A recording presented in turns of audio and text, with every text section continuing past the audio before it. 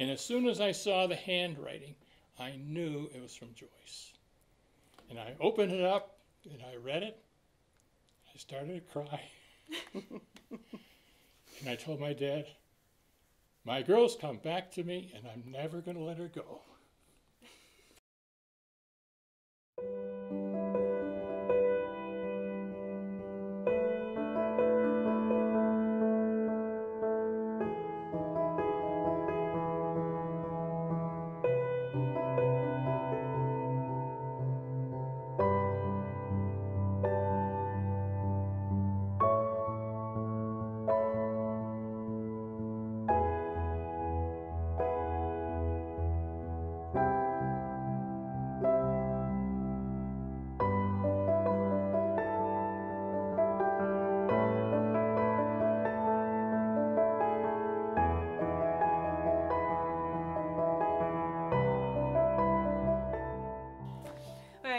Hello everybody, my name is Sarah K. Regley and welcome to Sarah K. Connects. Today I am very blessed to have with me a wonderful couple who have been married for 58 years, have been doing premarital counseling for 33 years, have both studied psychology, and they've raised 2 daughters as well as taken other families on as their own, including some adoptive grandkids. They've opened their home to troubled women. They've been involved in various ministries with women, children, inner city families, and with various teaching opportunities.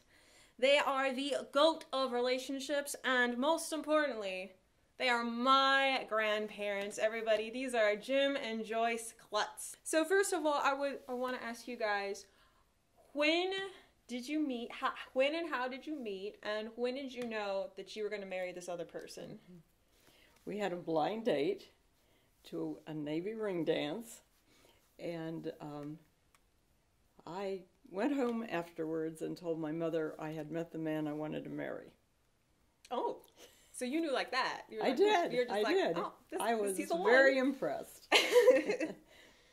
But I also was the one that stopped it for a few months because I got a little panicked that things were moving too fast. So I stopped it for 3 months, and then we picked up again.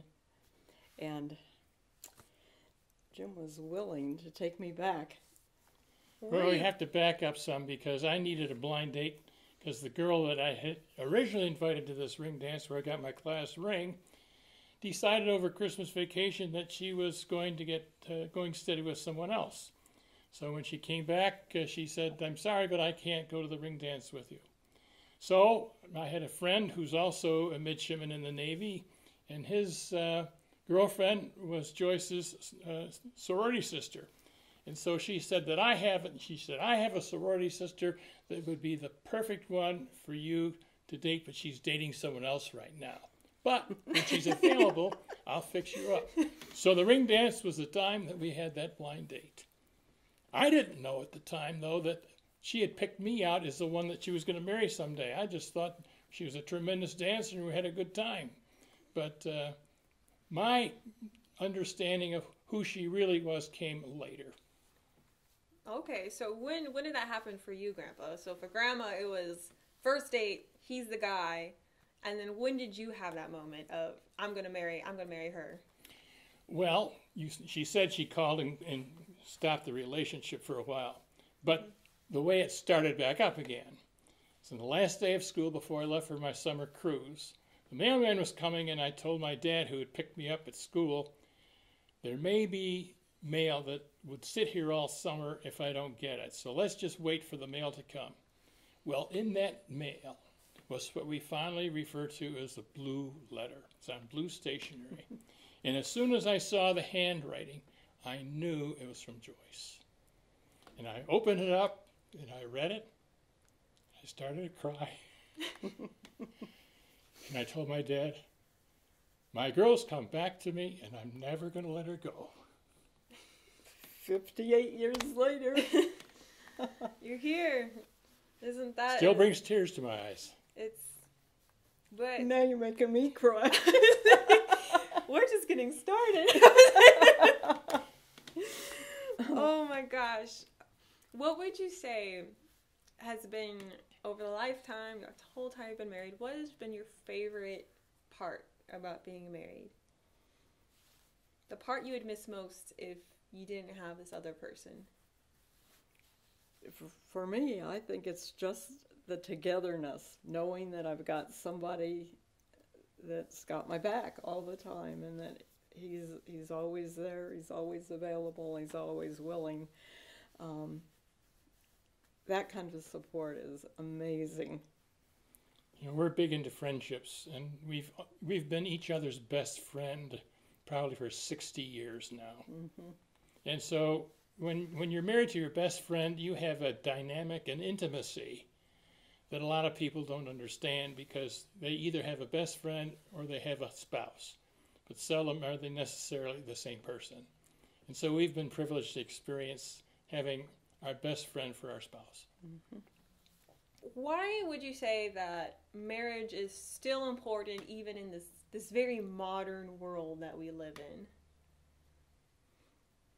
You want to take that one? Well, I'll take the start of it, then All you right. can jump in like we usually do for each other. Okay. The marriage dynamic is unlike any other.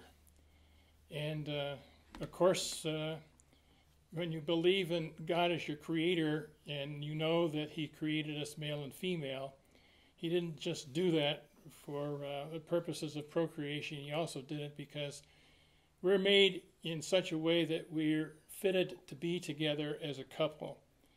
And not only is it male and female, it's also the ability to complete each other, so that apart you really aren't as fully complete as God intends for us to be.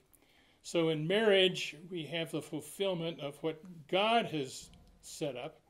It's not something that man's come up with. And so when you have that as the origination of this relationship, it's not to be taken lightly. And I think the commitment part of marriage is really important. I think if you choose to live together, you can cohabitate without being committed to each other. But if you're married and you've taken those marriage vows, there's something that makes you willing to work and put forth your best effort to be the spouse that you need to be.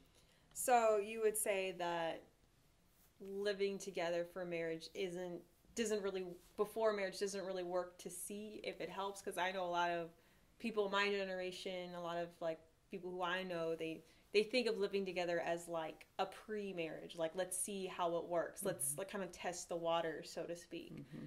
So I think that when you do that, you leave yourself open to this idea, if this doesn't work, it's okay. I can just leave. I have no reason to stay, and if things are not going well, I can just leave.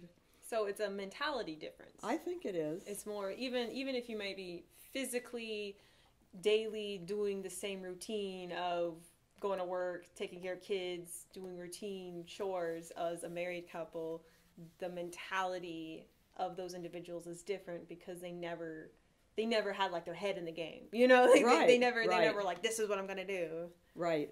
There's a lack of respect, I think. You know, you don't have to be respectful if you're just living together, because you can do your own thing and you can do your own thing and come together when you want to, and you know, for many couples, the only thing that pulls them together is their sex life.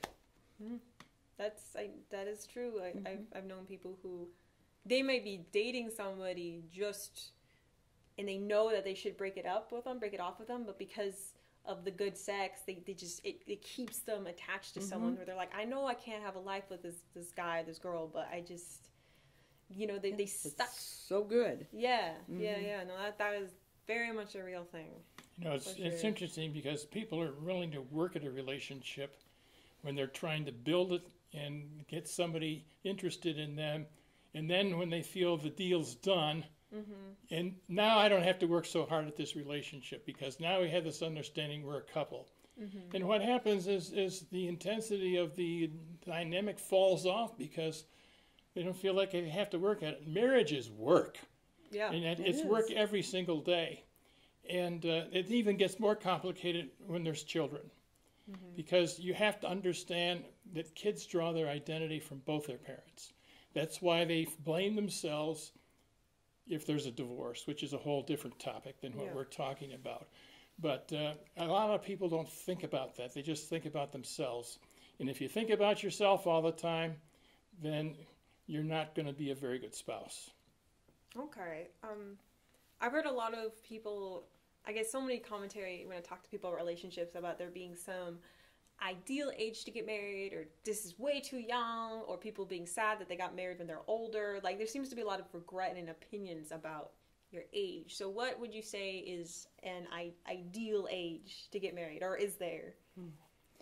We don't think there is. We think it's a matter of maturity. Are you mature enough to put someone else ahead of you? Because that's really what marriage is. You know, you put the other person ahead of yourself and your feelings. And it takes maturity to do that. And if you're very, very young, you're probably quite self-centered. And if you're older, you've gotten used to a lifestyle without another person. Yeah. And so, you know, it cramps your style if you have to give in to someone else or do it the way they want to do it.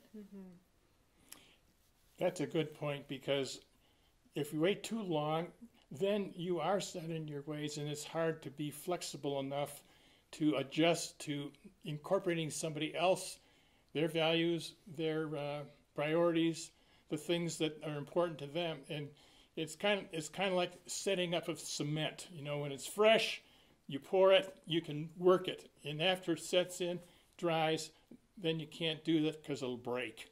Well, that's true with a lot of relationships too. So you want to be ready and mature enough, but you don't want to be so far along that you're so set in your ways that you're not willing to accommodate somebody else in your life. Okay. So there isn't like a magical age. No. It's just, it's personal readiness. Like, okay. Right. That makes sense. So who should be getting premarital counseling? Like, is it people who just come from messy families? Like, who should be getting this? Everybody that's getting married is getting it. Because premarital, if premarital counseling is done well, and you know, I don't know how other people do premarital counseling, but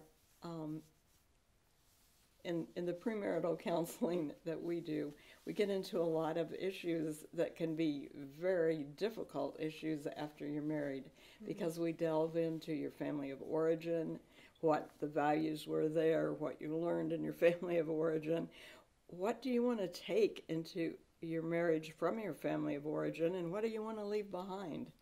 And those are really important things. And like, as anyone who has a family and anyone who has an origin, and yeah, it applies to anybody. It's not like whether it was messy or whether it was pretty good, you still need that. And of course, that's just the tip of the iceberg with premarital counseling. There's so many issues that can be a problem: communication, conflict resolution, finances. Those are three really big things. Okay, so what would be something that you would consider to be a misconception about premarital counseling? Like, because when you hear it, it sounds like something that I'm not entirely sure most people know what it really is. Right. Well, people think of counseling as, I need help with this area because I don't know enough about it myself. And, you know, you think about life, and you go to school to learn how to be a teacher or an engineer or a doctor and all these different professions. But what school did you go to learn how to be a good husband? What school did you go to learn how to be a wife? Or comes along like, what school did you go to learn how to be a good dad or a good mom? But all of a sudden I am one.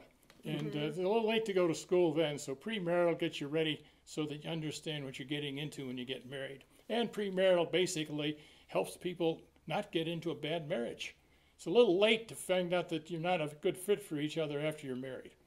I was wondering if you think the lack of preparation plays a part into why there is so much divorce nowadays. I know some people will put it on the fact that many women don't have to stay married because there were a time when economic standards were such where women couldn't, take care of herself. And now women can, which is good, but I don't believe that is the entirety of why it's increased so much.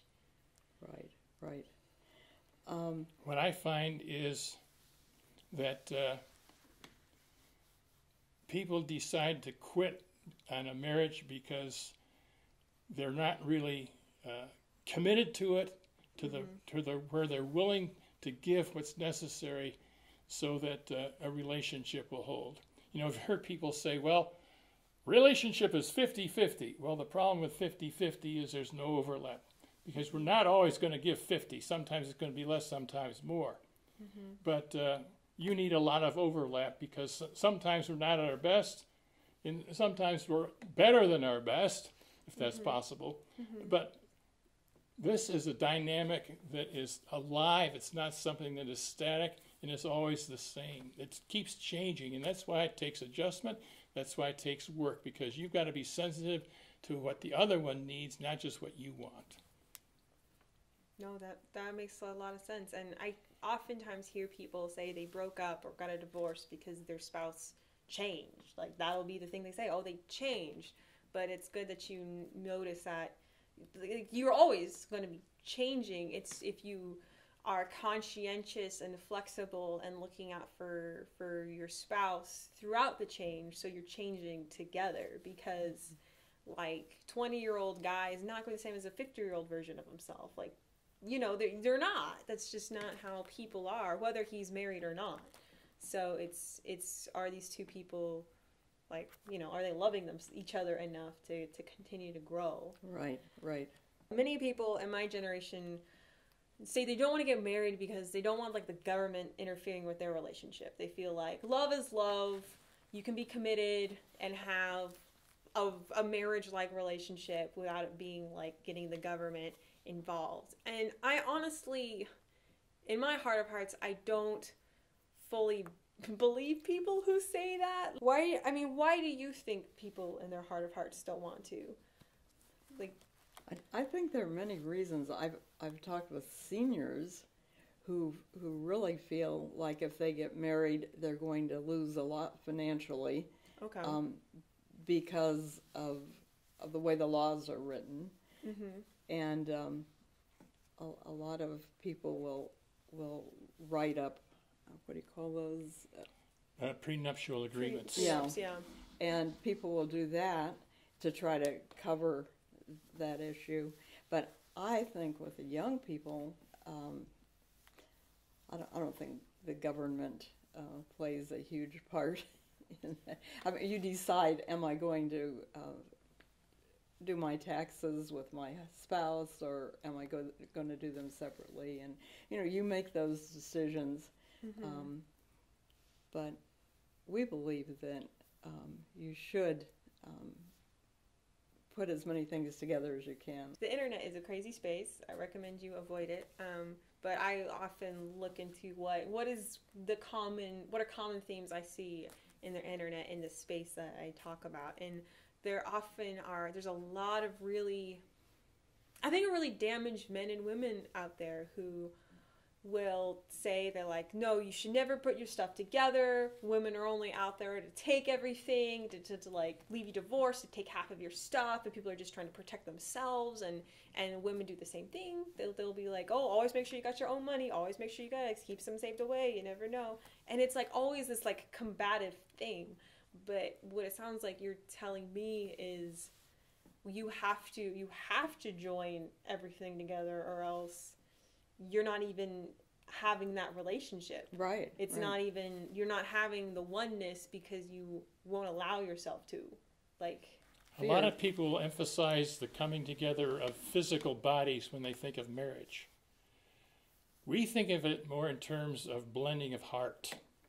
There's a spiritual component that we have that we're created with.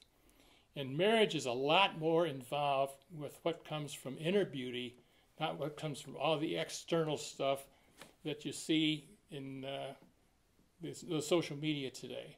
And basically, there's a lot of words, but I pay more attention to what the underlying actions are that are causing these kinds of words to come out of people, because a lot of it's meant to manipulate and to move people from where they are to where they want you to go. And you have to be very discerning. You have to be very understanding about what the true motives are in what people are saying.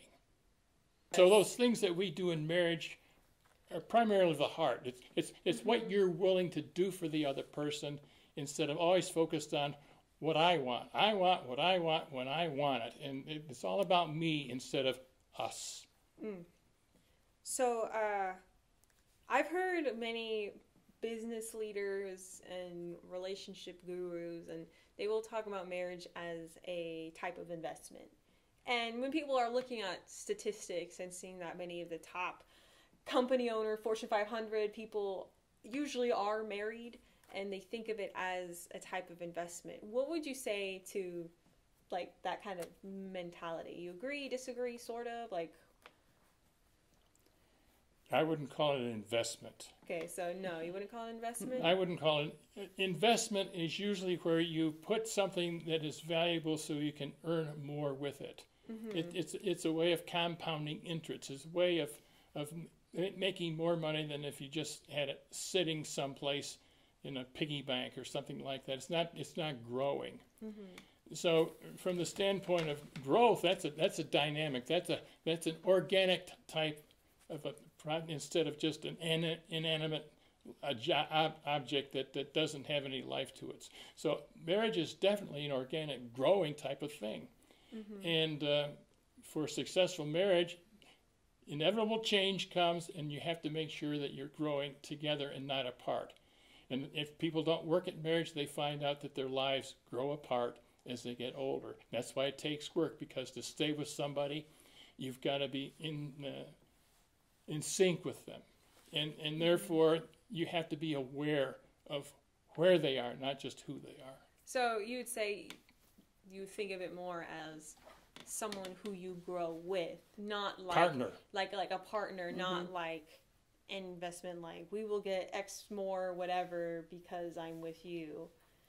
Right. Okay. I've read studies though where you see that people who are in a good marriage really have a much better life than people that aren't in a good marriage, people that are trying to live alone or trying to play the field or whatever, because there's a certain relaxation that you have if you have a good marriage and you go home and things are good and your wife listens or your husband listens to what your day was like, and stress is lifted in good marriages. So I do think that good marriages, I don't know that you'd call them an investment, but I think good marriages really help the people that are in them. That it's a healthy kind of existence. In your experience working with different couples, what have you found to be the best way to manage money as a unit, as a married couple? There's a lot of different mentalities. I've heard lots of different things that people do. What would you say, in your experience, has worked the best? I think that if you have joint accounts, that reinforces the fact that you are one. If you have separate accounts, that reinforces that this is mine and that's yours. And that anything that tends to split is not helpful for a strong marriage. And it's these subtle, indirect things that tend to tear relationships apart, because there's this reluctance to completely share with the other one. And so finances is one of the big red flags that you get in a marriage relationship. And the less stress and disagreement you can have about finances, the smoother the relationship. And it's very good if the couple can sit down and come up with a budget. Mm-hmm. A budget is really important in those early days of marriage, especially, so that you know what's coming in and what is okay to spend. Mm-hmm. And you really need those boundaries of a budget. So I would say a budget is really important. Okay. One that you agree on. Yeah, it has to be You mutual. have to talk through Yes. it. Yeah, you can't just be like one person being like budget, and the other person's like no. Like it has Right. to be like the same on the same page. Right. All right, right. that makes sense. Lots of times the guys feel it's their responsibility to manage the money in the family. Really? Yeah, and sometimes the girls do not appreciate the fact that they're being controlled and felt like I don't have any say in how the money's being spent. So the more of these things that you work out together, the better off you are. And in premarital, we make sure they're both involved. Have you met any couples who, on paper, they didn't make any sense at all, but then when they actually were in the premarital counseling, they're in the counseling sessions, you just were amazed at the results?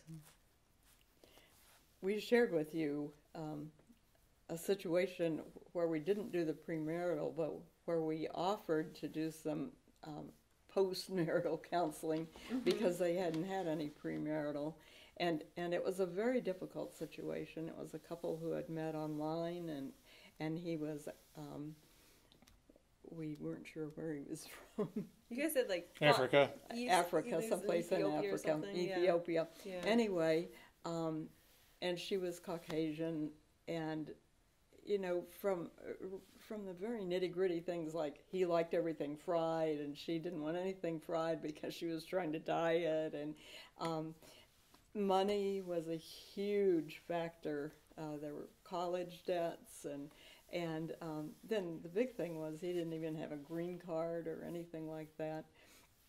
And we had 3 sessions, and we just shook our heads, and we said, like, oh no. we don't think we helped them at all. But then we went away for the winter, and when we came back, he had a green card. He joined the Navy. She had graduated from college. They had paid off all their debts. They worked so well together, and I think it's because he was so committed to that marriage, and he wanted it to work, and he helped her help him make it work, and I would say that was the greatest thing that we ever experienced. The other one was difficult because the kids didn't want premarital, but the mother of the groom did. She thought it was our job to break the kids up because she knew if she tried to do it, they would just put walls up. But if we could get involved and tell them that they couldn't get engaged until we approved of their relationship, then she thought for sure that she was going to break up that relationship because she was not at all in favor of the girl that he picked out. Well, the long and short of it was we thought they were a great fit for each other. In fact, we told them they could go ahead and get engaged. And even after the wedding, the mother was still upset about the fact that they were now married. But 6 months later, they went down and visited them. And they came back, and they were all excited. They're doing so well. In fact, they're doing so well, we think we need to come for some marriage counseling. So you get all different kinds of people that come to you for counseling, and it's amazing how some of these things turn out.